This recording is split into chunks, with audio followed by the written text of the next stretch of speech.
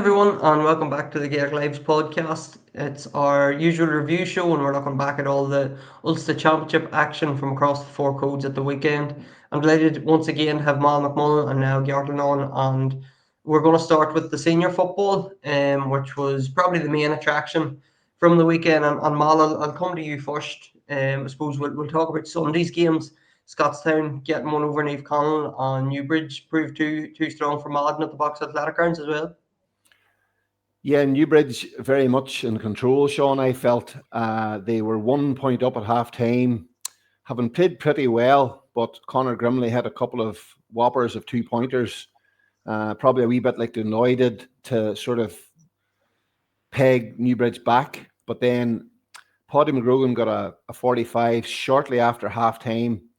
Conor McIntyre added 2 points, and all of a sudden there was a margin. On the first half, I suppose the more general point is Dara McMullen, as you talked about here on the podcast, he was exceptional in the Armagh final, and Mark McGrogan picked him up. Mark will be very athletic and did a really good job in Sean Elliott, so he was able to stay with him, which sort of, and if Dara wasn't going to be in the game, that was a big plus. Newbridge had a couple of, they had one goal chance in the first half. Paddy McMullen was in, but he fisted it over the bar. I think that made it 3-2 or something like that.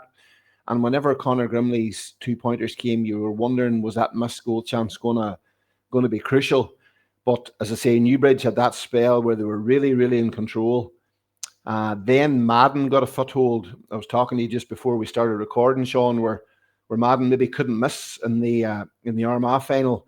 There was one particular one where Dara McMullen made a brilliant catch at midfield, and they actually ended up at the attack. They dropped it short and had 3 or 4 wides. And you just wonder at like 15-10, if they had made it 15-13 with the home crowd behind them, would things have changed? But at the other side of the coin, Sean Young, Eamon Young, Oisin Doherty tapped over a very good point from play. He had 4 frees as well. But Conor McIntyre just led by example as captain, and probably the manner in which he kicked this point after half time, one of those big inspirational scores, and that set the tone there now into an Ulster semi-final for the first time in 55 years against Scottstown. But after last year, they seem to have just got the bit between their teeth, and once they retained their Derry title, then they came through. So Madden will be just looking to see, if they get out of Armagh next year, will the experience have stood to them, Sean? But control is probably the word for me from Newbridge, and obviously winning. On Scottstown then, Mal, they come out of top against Neve Connell. Yeah, this is a game I would love to have got to be honest, and I felt it was a difficult enough one to call. As it turns out, Dara Murray's 2 goals inside the first 15 minutes were decisive. They won 2-16 to 16 points, Sean. At half-time, they were 2-10 to 6 points up. And now, there was no Conor McCarthy for Scottstown, and I think it might have been Ryan O'Toole's first start. I think that's right. So he came back in. For Neve Connell, they didn't have Anthony Thompson from the start. Cian Thompson was out, and Jack McKelvey still wasn't back in action, but they did have Owen McGettigan back. I think Owen McGettigan may have scored 6 points. Max McGuire scored 7 points for Scottstown, but it's that younger breed of players that's come in. Early on, Rory Began made a brilliant save. I'm not sure who from. I couldn't really see properly. And they've left a couple of balls short at a stage. You just wonder. I often talk about turning points. You just wonder, could the game have been different? Whereas at the other end, Dara Murray had a shot. It sort of deflected off Shane Malone, who was trying to keep it off the line. The second Scottstown goal was brilliant, Sean. Kieran Hughes, one of those kick passes that we've saw so often.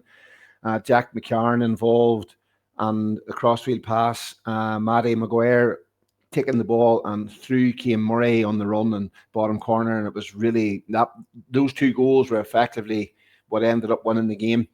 And they might have had a third, but Stephen McGrath had a brilliant save from Francis Maguire. 2-10 to 6 points. It was going to be impossible to peg it back, especially against a team, the quality of Scottstown, and So it's Scottstown versus Newbridge, and that's one half of the draw so far. And I suppose we spoke on the pod before, Sean, that Kilcoo and Scottstown were sort of the experienced heads on the opposite side of the draw. So that final is very much on the cards, albeit the likes of Newbridge and will have something to say about that, and Erne Gaels. So, but that's one half done. And before we head over to Niall to hear about the other two quarterfinals, we're going to hear from Ultan Kelm. As Mal mentioned, they won on Saturday evening. They beat King's Court of Calvin after extra time to qualify for the semi-finals. So we're going to hear from Ultan, and then we'll check in with Niall about the other two games. Ultan Kelm, it's hard to know where to start after that victory, but what a game for Erne Gaels. Yeah, it was a serious battle. We had to win that game twice. We started the game really, really well. We had so many scoring opportunities, we didn't take anywhere near enough of them, we felt. I think we had done maybe 9 points up, but we still left so many scores behind us. King scored, I think scored 3 or 4 in the first half, and I think 3 of them came from us dropping the ball short. So that just showed the dynamic in the first half. Second half was a very, very different challenge. Look, they had the breeze, which was strong enough in the second half. They had us pinned in. We were very wasteful anytime we went forward, let them back into it. We dropped the ball short a few times again, which gave them serious momentum, and then when Morris kicked a serious 2-pointer to level the game. But I think we learned massively from them 2 halves and applied them in the second half, where we started the game really well at the breeze, and then second half I think we controlled it massively. Some leaders really stepped up in that second half extra time. And extra time, King's Court actually took the lead for the first time in the game, but he really showed great fight to come back and claim the victory. We did. We're used to being behind in the championship, especially in our last couple of championship games, so I suppose we knew we've been in that position many times before, so it was just about getting the next score, and that's the way we focused on the championship from the Fermanagh championship and carried it into this game, was just trying to get the next score, focus on the next play. And it was probably going to be 2 weeks now, Kilcoo or Loch McCrory. Injuries, Aegon went off, Tommy McCarthy went off, yourself had a bit of a niggle. Is it just rest up now and hope for the best, or what way?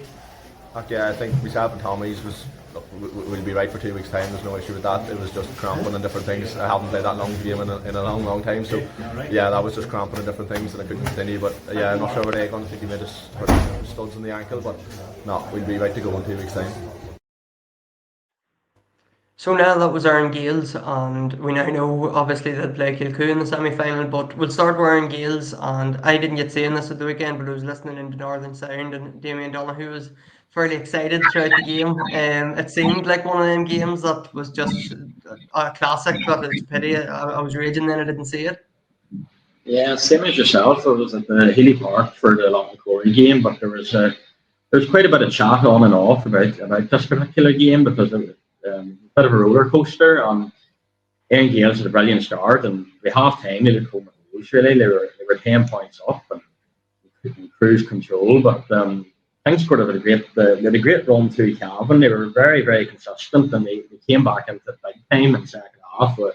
Kane Shackleton having a stormer really, and Jordan Morris, the new player, was highly influential as well, and ended up going extra time. And I think you have to credit Erne Gaels for actually coming through, because it was probably a bit of a body blow that you didn't see the game out in regulation time. Great win for them. I believe it was the first ever win in the Ulster Championship. They've obviously won a smattering of Fermanagh titles, and I think that was the first time they picked up a win in Ulster. So they'll take a lot of heart from that, and I suppose once again they showed massive resilience to come through a big championship tie. I was sort of been the story of their campaign. You look back in Fermanagh, it was Derry Gonley that looked at the form team, but Erne Gaels kept on winning by hook or by crook, and they eventually won the whole thing. So great one for them. I suppose the 2 Kelm lads coming off, so a wee bit worrying for them in terms of injuries, but brilliant win. And so funny enough, I saw last night Paul Fitzpatrick at Anglo Shell flying up the Calvin team to senior level with a pretty dire record in the Ulster Senior Championship. I think they've only won 1 game in the last years or so, which I didn't actually realise. Like, I knew obviously the Calvin teams weren't faring too well, but I didn't realise it was that stark in a way. And we know they'll play Kilcoo now, and as you mentioned, you were in Oman on Saturday night. Kilcoo and Loch McCrory. I watched this game, it was on RTE, and a fairly bad night for football, it's probably fair to say, but Kilcoo just stronger on the night. Yeah, a lot was it. I mean, I suppose it was a tale of contrast in a way. Loch McCrory and they're playing in their first ever Ulster Championship match at adult level at any grade, whereas Kilcoo have won 13 of the last 14 down titles. And I think Kilcoo looked like real men on a mission this year. They would have been very disappointed to lose They'll be a point in last year's Ulster final. And they were very, very sharp. And it was evident from very early on that there was just such a zip about them. Even though Loch McCrory actually moved 3-1 ahead in the scoreboard, but Kilcoo looked very threatening in their attacks forward. And they were full value for their 7-5 lead at half time and probably should have been further ahead, only hit 7 legs, And Loch McCrory just seemed to struggle to stitch together attacks more than anything else. And McIlholm was watched like a hawk by Niall Brannigan in the first half, and then Caleb Doherty in the second half. He never left him alone in a way, And McIlholm, to be fairness, he kind of commented well in the second half. Like he kicked 2 points from play, and he had a bit of a half chance to the goal, So Loch McCrory, they sort of had a late surge, and they found themselves 4 points behind heading into injury time. So sort of had a sniff of it, but then. Sean Roden McCusker, who sub got a great insurance score, and it's not been that often down the years I've seen Kilcoo in the flesh, really, Obviously, saw them last year, but they were very, very sharp and they were very, very up for it, and there'd be some upset if they don't win the semi-final against Erne Gaels, and they'll probably be a bit patronising towards Erne Gaels, but it looks like Kilcoo will be back in what will be, I think, a 7th Ulster final since this journey started for them, which should be some going. I know I'm getting one game ahead of myself, but they're well in course anyway. And Mal was in Oma as well, and he caught up with Niall Kane, the Kilcoo goalkeeper, after the game. So we'll hear from Niall now, and then we'll look at the intermediate results. Bobo through the next round of Ulster after another down championship. But what's the thoughts today? Look, listen, it was just a case of coming here and getting the job done, getting over the line, And Loch McCrory, we have nothing but respect for them boys. They come down and played us a couple of years ago in a challenge match, and ever since that, it was just, we respect them. It was hard hitting, it was good crack, but it was just come home and do a job on the next one. What was the turning point for yourself? What made the difference from the Kilcoo side of things that got you into the next round? Probably just, it's hard to really know. It was just a case of half-time regrouping, getting in ahead, and then just chipping away at the points, and that was it. And it paid off there. Yes, we kicked a lot of wides. That's something. Look, unfortunately, we have Monday night to rectify that and go again. And final point, Bobo, because I know you're dodging off.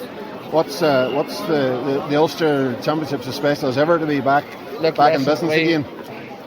We love playing Ulster football, Listen, we get to take our supporters out, still in November, we're still training, We're very, very happy. That's it. It's just, I don't even know who will play, but we'll worry about that Monday night. And now for the intermediate roundup on Mal. I know you were in the athletic grounds yesterday for Glenollan's win over Sarsfields, and they play Carrickmacross of Monaghan now. So tell us about those two teams and how they come through their quarterfinals. Yeah, definitely two fairly emphatic wins. And just before I go on to that, just very quickly on Niall Kane, just the fact he's talking. I think the fact he's able to kick off both feet, I think, is probably going to open up the avenue for goalkeepers about the press. But intermediate ways, Glenollan their inside lane once again. Sean has been very potent for them. Ryan McNichol, his second goal was outstanding, and the one that Shay Coney got for Glenollan was something similar. But it was their 100th year anniversary on Saturday night, and it was my waddy, and it was quiet night in and all the rest. And then come Sunday, they had a job to do. But Sarsfield's got a goal midway through the first half, possibly against the run of play at that stage where they were they couldn't break in through. Sean, you were there yourself. They just couldn't get inside the null. But at the same time, they did get it back, I think, as close as 2 or 3 points possibly in the second half. Correct me if I'm wrong, 2 maybe. And then those goals, Ryan McNichol and Cahill Hassan, nearly quick succession, and that more or less did the job for Glenollan. who were very impressive. And like as Michael Kane was chatting about, they weren't happy with how they played the last day, but they're in an Ulster semi-final and they played Carrickmacross, who were 122 to 9-point winners over Naomh Columba. Aaron Lynch with 8 frees, Monaghan senior star Stephen O'Hanlon with 6 points, Donica Swinburne 1-2. I think they played all along that sort of half forward midfield zone. So that was their return. Monaghan teams are always very, very difficult to beat. They have a good reputation in this competition. They were 1-3 to no score up after 15 minutes. Swinburne obviously with the goal. Half time 1-8 to 2 points. Aaron Doherty got a 2-pointer after half time, but probably a wee bit like the Scottstown and Naomh Conaill game, when you've got a margin at half time and you've got quality, unless there's a collapse, you're not going to really slip out of the game. And they had the quality to always keep chipping away at scores, whereas Naomh Columba, just it fell away. Very disappointing for them. And it'll be disappointing from them, Sean, because it took them a few attempts to win the Donegal Championship. They lost a few finals, and then the thing about it is, when are you going to be guaranteed to be back? So that'll be the regret today, as much as the ladies and men have both won the championship. But Carrickmacross versus Glenollan, and from those two score lines, you would imagine it'll be a cracker. I'm looking forward to seeing it. Yeah, it could be a real shootout. Well, hopefully that's what, as neutrals and viewers, we would all be hoping for anyway. On the other side now, let's Clonogh on Cahullions that are in the semi-finals. And I suppose tell us first about Cahullions' wins over Irvinstown. They're through to the semi-finals. Yeah, they beat Irvinstown, very high scoring game. The 118, very sort of game by all accounts. I suppose the story of it was the Cahullions and the scoring efficiency. Irvinstown had plenty of action, but times it was a bit wasteful, and ultimately that probably did the damage for them, really. And I think that was just the thing of the game, really. The Cahullions were a little bit sharper in front of the post, and that won it for them, Sean. And Clonogh, obviously, as we mentioned, you were in Oma on Saturday, so they saw Savile of Down on Saturday evening. Yeah, and I suppose Clonogh's unbeaten run continues. They haven't lost a game all season, and that's 20 wins in a row at this stage, and I suppose hopes are high. And I think Clonogh going on a run in the competition, understandably so. They're full value for the one over Savile. They won 4 to no score ahead early on after a great goal from Shay Coney, and they didn't really look back. Down had a bit of a purple patch in the second half, and Michael O'Neill saved Clonogh's bacon on a few occasions, and former Tyrone goalkeeper, he pulled off a few great stops, and he's a great goalie in my opinion. He probably slips under the radar a wee bit because he isn't in the county team these days, and great game, and never took a sense that Clonogh were in any real peril, and they finished strong as well. They lost the last couple of points, so it's just a case of job done, and the weather was particularly bad during that game. It really was trench, and really was bad in the second half in terms of the rain. Beat them down, it cleared up a wee bit for not McCoy. Say a wee bit, I mean a wee bit, but it didn't make for a great contest in that respect. So I think Clonogh will be happy enough just to come through it. Danny McNulty back the next day as well. He got married over the weekend. He sat this one out, and he's a big player for them. So that seems to be the limit for Clonogh. Yeah, they seem to be at the minute the front runners for the Ulster Intermediate, but a lot to happen between now and then. Mal was also there, and he caught up with Clonogh goalkeeper Mickey O'Neill. So we'll hear from Mickey now, and then we'll move on to our hurling on camogie roundup. How's the form? You earned the next round. The form's good now after that, especially. It's the first time Clonogh's won an Ulster Championship game next, so it is. So just glad he go to the line and finally put that wrong to right.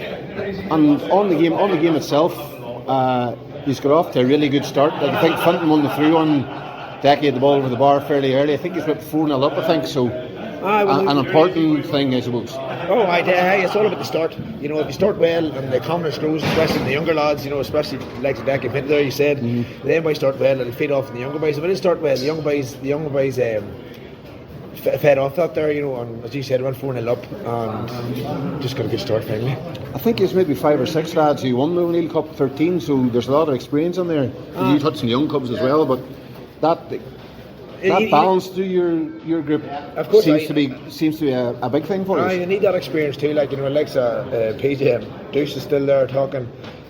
Skeet, all them boys have O'Neill Cups, and you've them there boys there, and then you've Lex of Reese and then Shane and all. They really want to put the work in, and feed off PJ and all them, and you can it shows there when it happens. We're good, like, and teams can find it hard to stop us. 19 wins in a row this year, but how much this week did you chat about one in our first game in Ulster? Like you touched on there, was it something you spoke about much? It wasn't really much. It was more or less just it was spoken about a few times, because as I said, it's the first time we've done something in Ulster, and it was something that we wanted to do. And it was said, Kevin said it, but at the end of the day, it was more about solving. It was just staying out, and we looked at them to see who the danger man was, and it was just all about trying to perform at the end of the day. Your own performance, you have to be happy. I saw you drying your gloves in the net at one stage after the one slip. So I got nearly scared there, so I did, and then I said to myself, that's not going to happen again. So no, as I said, Savile then fired the ring at us, and I'm just glad I was able to make a couple of 3 saves to keep them out. So our hurling and camogie roundup then, the Ulster Junior Hurling Championship semi-finals were on over the weekend, and Lavey of Derry overcame Cahullans of Armagh 0-21 to 2-6, and they will take on Burt, Donegal's side, who beat Glenravel over the weekend 115 to 19. Burt's main man Liam McKinney scored 111 of their tally, 1-6 of that coming from play. So that game takes place this weekend. That's going to be Lavey and Burt battling it out for junior honours. The Camogie Championship then, the Junior A final, Bridioga won it 6 to 0-12 over Dungiven. Amy Trainer, was the top scorer on the day. She got 2-1 of their tally. Uro Carrickmore defeated Derrynoose in the Junior B final 2-8 to 110. Niamh McElduff and Saoirse Gormley scored the goals for Uro, and Avian Daly knocked over the point late on. I think it was a free to win the game. The Brady McManaman Shield semi-finals also took place. Braca beat St Bridget's 3-4 to 1-9, while Aherderg needed extra time to see off Drum 2-8 to 0-13. So that's Braca and Aherderg in the final there. Our highlights of the week then, we go to our player of the week, and Mal, I'll come to you first. Conrad Mullen from Glenolwen. I have him for my unsung hero of the week, but so obviously we both thought he had a good day at the office. So tell us what made him stand out at the weekend. Yeah, it says it all, Sean, that he edged out Darrell Brannigan, who I thought was brilliant for Kilcoo. 1-7, you saw it yourself yesterday. It was just his movement, his control of the ball. He took on a couple of really, really important shots whenever Glenolwen were trying to find their feet. And I think he's still only 17. I think he turns 18 maybe at the end of the month or something like that. So that's something that has stood to Michael O'Kane's side, a bit of injection of youth, and Conrad Mullen is definitely a name to look out for.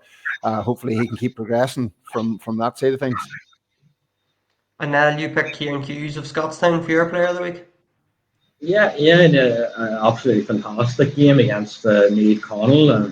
Times he was stationed at full back, and other times he was kicking 2-pointers and all the rest of it. And I think his distribution was fantastic too. And I've always liked Kieran. He seems like a really good fella, so I thought I'd give him a shout out. And I picked Liam McKinney of Burt, as I mentioned. He scored all but 4 points in their win over Glenravel in the semi-final, so he is my player of the week. Result of the week, I picked out Carrickmacross's win over Niamh Columba, and I suppose that the actual victory maybe wasn't a big surprise to anybody, but it's just the fact Carrickmacross, they had their championship final a couple of weeks ago, then their league final last week, then an Ulster game, so they've been going fairly heavily over the last couple of weeks and actually lost their league final last Friday evening.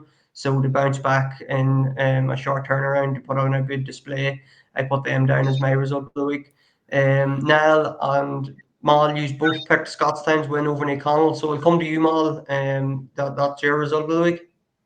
Yeah, not a shock, but definitely a result of the week from the point of view I give Niamh Connell every chance, based on the fact they're so difficult to beat, and they're a team with not the same level of Ulster Club experience as Scottstown, Sean, but they're pretty experienced from playing in big games. But a fantastic result for Scottstown, and that's the fact that they were without Conor McCarthy, who's arguably one of the best players in Ulster. So that says it all. And now me and yourself both picked Erne Gaels beating Kingscourt after extra time as our shock of the week. Yeah, well, it's probably doing Erne Gaels a little bit of a service, really, to be honest, really, but maybe it was just me stereotyping. I don't know. It's hard. There wasn't that many. There weren't too many shocks over the weekend, so I had to pick one, Sean. You know, I suppose it was for Erne Gaels' first ever win in Ulster, so that's my excuse. Yeah, I'm in the same boat as that. Your shock of the week, Mal, you went for Conor O'Donnell not getting an All Star, and I thought this was a good one because I would agree with you that I thought he was a man that was harshly done by. I echo Niall's sentiments. I could not pick a shock. None of the games were a shock for me, and I cheated here. But Conor O'Donnell, I thought, was exceptional, and he was brilliant in the final. I know people say the final shouldn't always defeat an All-Star, but he was on a different day. He could have pulled Donegal to an All-Ireland. I found this really, and I actually found it strange that when it wasn't Rob Finnerty who got it, I thought it was probably between those two, but I feel Conor O'Donnell's been hard done by here, to be honest. Score of the week, I went with Avon Daly for Carrickmore. As I mentioned, she had the winning point against Derrynoosh to see her side do an Ulster title. Now, you picked one from the same game. You went with Niamh McElduff.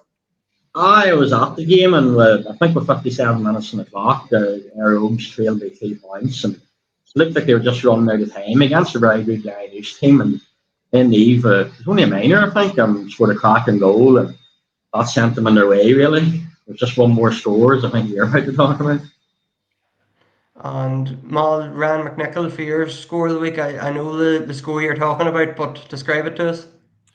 I had to do a Twitter vote to see who was better between it and Shea Coney. But Ryan McNichol's, I probably edged with that, Sean, because it was the one that broke the game. You know, Shea Coney's, I felt Clonoo were always going to win, but Ryan McNichol, it was just sensational. He beat men. He just was playing with confidence.